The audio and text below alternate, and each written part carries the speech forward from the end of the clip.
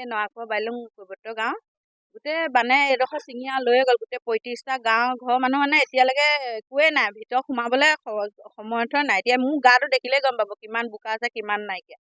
এতিয়া গোটেই মানুহখিনিতো লৈ গ'ল। প্ৰশাসনৰ মানুহ এজন নদিয়ালৈকে আহি পিনি কিবা এটাতো ৰেচন দিব লাগিছিলে, হয় নহয়? একো ৰেচন দিয়া নাই। এখন বাইলুং গাঁৱৰ মানুহ কেইজনমানে আহি খোৱা কিবা এটা কালি দিলেহি। তাৰপৰা আমাৰ এখন 8খন গাঁৱৰ মানুহে আহি খোৱা যোগাৰ কৰি আছে মানুহখিনিক। এতিয়ালৈকে কোনো অহাই নাই। দেখিছে আপোনালোকে, তাতকৈ কি ক'ব লাগে আৰু। আমাৰ তাৰ দুখৰ বিষয়ে কি হৈছে, থাকিবলৈ এতিয়া জেগা নাই মানুহবোৰ গোটেইবোৰ। তাত কোনো এজন মন্ত্ৰী MLA হয়তো গাঁৱৰ ওচৰ পঞ্চায়তৰ মানুহ আহি কিবা এটা পানী বটল এটা সহায় কৰিব লাগে। অকণমান আগত গাঁৱৰ এজন যুৱকে পানী বটল দুটামানে আৰু বিস্কুট 10 টকীয়া বিস্কুট এটা দি পানি 2 কপি ফটো লৈ গ'ল। তাৰ মানুহে ভিডিঅ' কৰিছে আৰু ফটো মাৰিছে, গুচি